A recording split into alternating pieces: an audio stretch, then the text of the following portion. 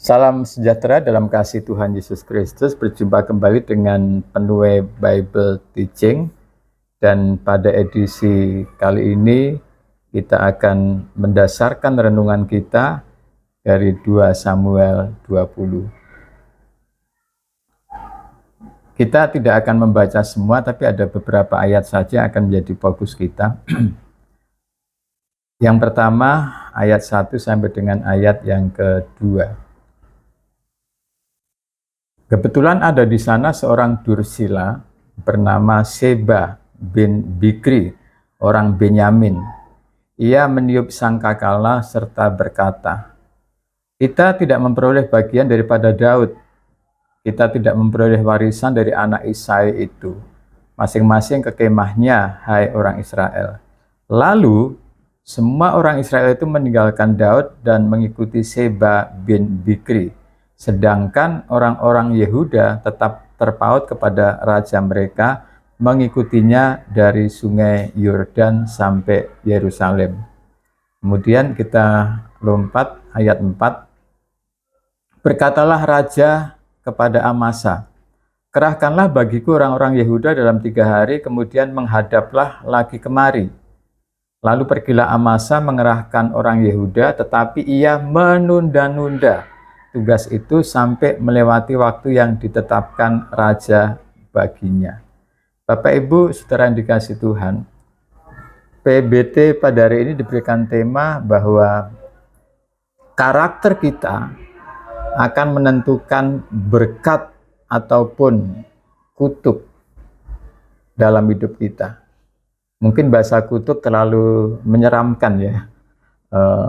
Kita perhalus bahwa karakter kita ini akan menentukan hidup dan masa depan kita.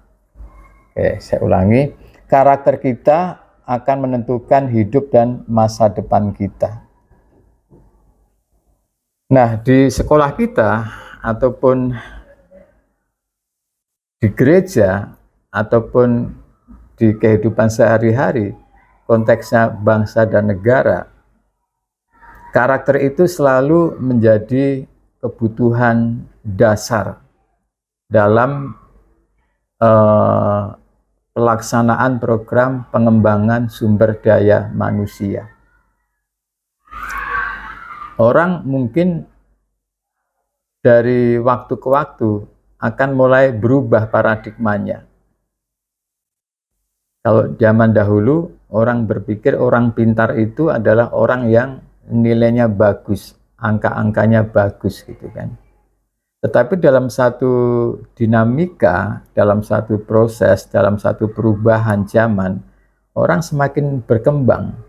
Bahkan pendekatan psikologis pun menyampaikan bahwa kecerdasan manusia itu bukan tunggal, tapi ada namanya multiple intelligence, kecerdasan majemuk, kecerdasan jamak. Nah, di dalam filosofis dasar sekolah kita, dalam pelayanan kita, maka kalau kita mencoba kembali merenungkan visi misi sekolah kita, nilai-nilai sekolah kita, kita sedang dibangun yang namanya konsep keseimbangan. Makanya tujuan, goal dari pendidikan sekolah penuai adalah generasi yang beriman, berilmu, berkarakter, dan bertalenta. Ini keseimbangan. Kemudian di Indonesia sendiri juga beberapa saat yang lalu pemerintah mencanangkan namanya peningkatan karakter unggul yang ada di bangsa Indonesia. Karena sebabnya bangsa Indonesia juga merumuskan ada 18 instrumen karakter yang harus menjadi kehidupan bangsa Indonesia. Jadi kalau bicara karakter, memang itu menjadi salah satu elemen yang penting dalam pelaksanaan program peningkatan sumber daya manusia. Apalagi kita ini sekolah Kristen, maka karakter itu menjadi penting. Dan sebetulnya tidak lagi dalam posisi penting atau enggak penting, tapi itu mutlak dan harus. Dan dulu-dulu kita mengenal satu konsep memperkenalkan Kristus sejak usia dini, membentuk anak berkarakter Kristus dan sebagainya. Nah, karena itu mari kita menyadari satu sisi kita sebagai pelayan Tuhan, kita sebagai guru, kita sebagai pelayan di gereja, kita sebagai pelayan di masyarakat, dalam hubungan juga dalam keluarga, karakter itu selalu menjadi hal yang mutlak dalam kita membangun kehidupan ini. Itulah sebabnya karakter ini menentukan masa depan kita. Apakah masa depan kita akan menjadi masa depan yang diberkati Tuhan, atau masa depan yang tidak diberkati Tuhan? Apakah masa depan kita ini akan menjadi masa depan yang istilahnya kita bisa naik tangga sampai di puncak? Dan sering saya sampaikan, karunia atau kompetensi itu bisa membawa kita sampai ke puncak. Tetapi yang akan membuat kita bertahan sampai di puncak itu adalah karakter. Nah, kalau kita lihat kapal selam, gambarannya yang di bagian kelihatan di atas permukaan air itu adalah bukan kapal selam. Yang kelihatan di atas permukaan air itu adalah bicara talenta, bicara skill, bicara karunia.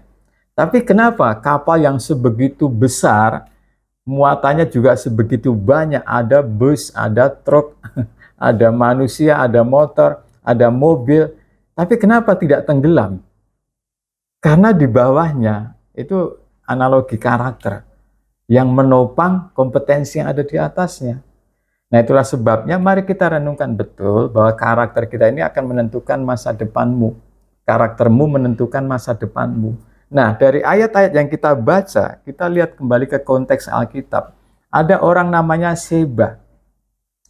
Dalam bacaan tadi, ada satu karakter, nanti ada dua karakter yang bisa merusak hidupmu, ada karakter yang bisa menghancurkan masa depanmu. Dari konteks bacaan tadi. Yang pertama ini adalah Seba. Seba ini orang dengan karakter yang suka melawan, suka memberontak. Jadi kalau kita bisa kasih label, Seba ini adalah pemberontak. Nah, kita lihat sebagai orang yang karakternya, sikap hatinya sebagai orang yang pemberontak, kita lihat irama hidupnya, kita lihat gerak-geriknya. Yang kita bisa lihat adalah Seba itu dikatakan orang dursila. Kemudian apa yang dilakukan? Dia mulai menghasut, dia mulai memprovokasi, dia mulai menghasut orang supaya orang meninggalkan dari yang semestinya dijalani, kemudian belok arah kepada jalan yang lain. Dan itu yang dilakukan oleh Seba. Dan pada akhirnya kita lihat di ayat yang kedua, semua orang Israel pada akhirnya apa? Meninggalkan Daud dan mengikuti Seba. Memang Seba ini karismanya luar biasa, orang yang karismatik. Apa buktinya? Omongannya didengerin orang. Dia bisa mempengaruhi orang, dia bisa menghasut orang, dia bisa memprovokasi orang. Dan memang dia punya ciri-ciri sebagai seorang pemimpin. Karena seorang pemimpin itu salah satunya apa? Dia bisa mempengaruhi orang. Tapi sayangnya adalah dia bisa mempengaruhi orang, bisa menghasut orang untuk melakukan hal yang tidak baik. Nah, dalam komunitas kita, dalam mungkin komunitas paling kecil di rumah, di masyarakat, di gereja, di sekolah, hati-hati. Kalau ada orang yang suka ngomong di belakang, kemudian mulai menghasut, mulai mengajak-ngajak, mulai memprovokasi, itu gerakan-gerakan seorang pemberontak. Jadi hati-hati. Ya, sampai nanti, wah kita di sekolah ini nih, kalau ada orang yang ngajak ngomong di belakang, ngajak ngomong tentang hal sekolah, tentang pemimpin, tentang program sekolah, ngomongnya di belakang, hati-hati. Kemudian mulai menghasut, kemudian mulai memprovokasi. Nah, itu adalah gerak-gerik langkah-langkah sebagai seorang pemberontak. Seba, karakter orang yang memberontak. Dan pada akhirnya apa kita lihat? Dari bacaan-bacaan nanti kalau Bapak Ibu baca semua, tentunya semua sudah membaca karena ini bagian dari renungan harian. Pada akhirnya apa? Kita lihat Seba dipenggal kepalanya. Dan kita tahu bahwa masa depan Seba, hidupnya Seba berakhir pada saat dia melakukan aktivitas sebagai orang yang pemberontak. Jadi yang pertama harus kita waspadai bahwa karaktermu menentukan masa depanmu. Yang pertama hati-hati. Yang pertama adalah karakter pemberontak. Dan ini diawali dengan mulai kasak kusuk di belakang, mulai tidak puas, sehingga ngomong di warung kopi, ngomong di belakang, mulai menghasut orang, mulai memprovokasi orang, dan itu Seba. Sehingga Seba akhirnya hidupnya berakhir dengan karakternya. Karakternya sebagai pemberontak mengakhiri hidupnya Seba. Nah, mari kita lihat dalam ayat yang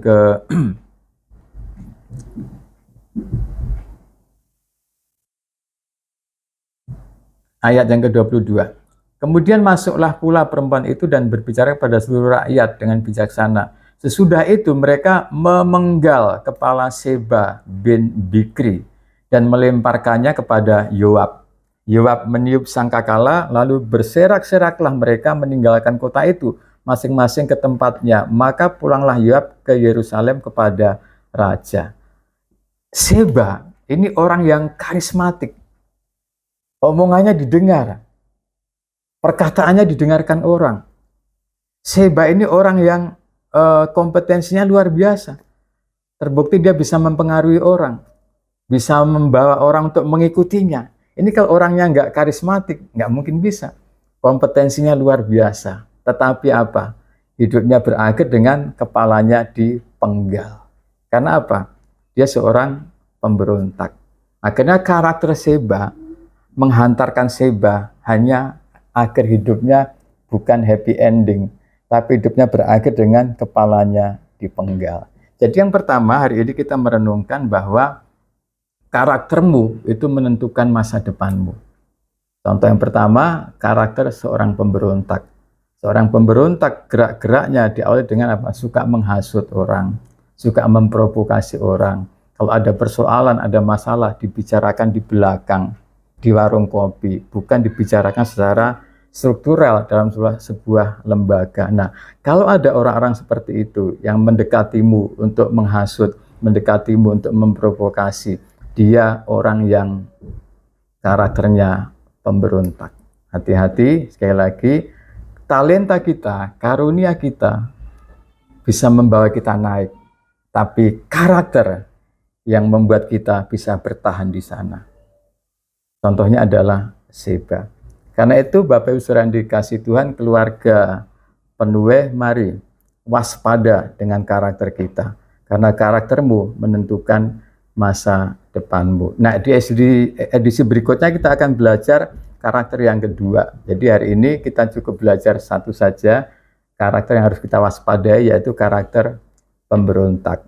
Tuhan Yesus memberkati. Salam smart, beriman, berilmu, berkarakter, bertalenta. Bersama Tuhan Yesus kita pasti bisa.